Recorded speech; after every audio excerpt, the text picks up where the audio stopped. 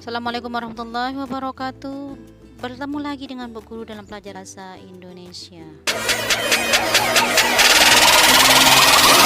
Kali ini kita akan membahas mengenai teks eksposisi. Teks eksposisi merupakan pemaparan yang berisi jawaban dari pertanyaan apakah, siapa, kapan, dan di mana. Teks eksposisi merupakan teks yang memaparkan suatu hal dengan menyertakan data, gambar sebagai bukti yang kuat untuk menguatkan pendapat para penulis. Teks eksposisi sendiri memiliki ciri-ciri yang pertama bersifat objektif, dari fakta yang berisi dari data, grafik, angka, menggunakan bahasa baku, bahasa ilmiah, dan bahasa yang lugas. Kemudian, teks eksposisi itu sendiri memiliki struktur. Struktur teks eksposisi yang pertama adalah tesis, kedua argumentasi, kemudian yang ketiga penegasan ulang. Sering kita sebut kesimpulan karena penegasan ulang berada di bagian akhir. Baiklah, tesis itu sendiri adalah merupakan analisis penulis berupa pendapat apakah pro atau kontra terhadap suatu hal. Berarti di sini tesis adalah merupakan murni opini penulis. Di sana kita bisa lihat apakah penulis itu pro atau kontra terhadap topik yang akan dibahas itu. Kita lihat pada bagian tesis. Kemudian, untuk menguatkan tesis itu, ditampilkanlah pada paragraf berikutnya ada argumentasi. Argumentasi itu berisi alasan penulis untuk memperkuat pendapat berdasarkan fakta berupa data, angka maupun grafik. Berarti bagian argumentasi memperkuat tesis. Kemudian yang terakhir adalah penegasan ulang atau kesimpulan. Penegasan ulang atau kesimpulan isinya adalah mengulang kembali isi tesis tidak secara langsung, biasanya menggunakan kata rujukan, misalnya pada akhirnya persoalan tersebut masih menjadi perdebatan. Inilah pada bagian akhir dari eksposisi.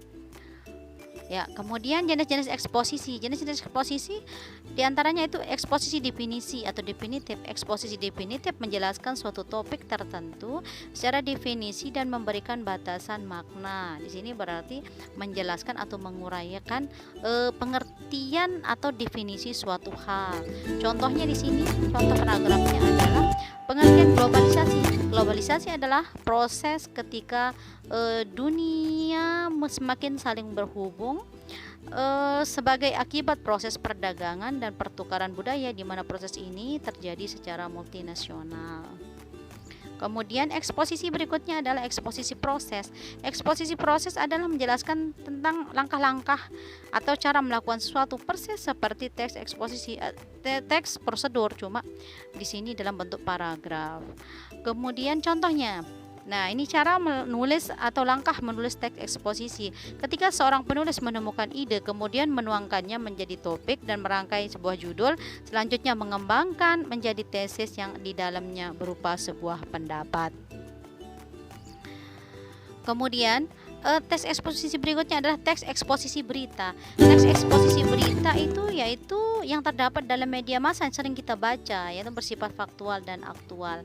Contohnya di sini teks eksposisi berita adalah kerusuhan tidak bisa dihindari lagi akibat membludaknya ledakan massa yang berdemonstrasi di Bundaran HI untuk menolak RKUHP kemarin sore. Kemudian jenis teks eksposisi berikutnya adalah eksposisi ilustrasi atau analogi, memaparkan dengan melihat kesamaan sifat dari topik yang satu dengan topik yang lain. Biasanya terdapat konjungsi di dalamnya seperti bagaikan ibarat. Contohnya, pemanasan global merupakan peningkatan suhu udara di bumi. Dampak pemanasan global dapat dirasakan dengan panasnya suhu udara.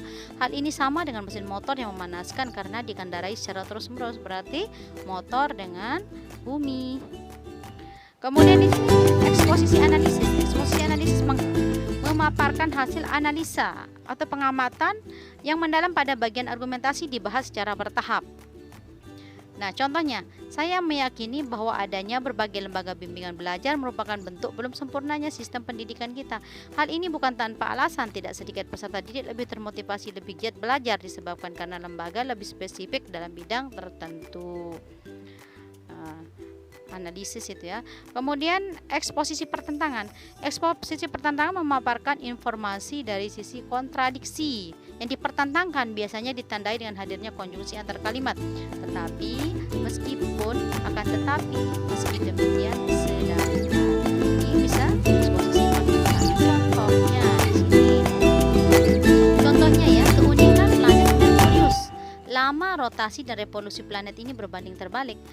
Berevolusi mengitari matahari selama 88 hari, sedangkan berputar pada porosnya 59 hari. Berbeda dengan bumi, hanya membutuhkan 1 hari saja. Di sini dibandingkan, di sini adalah yang dipertentangkan di sini adalah Merkurius dengan sifat rotasi pada bumi.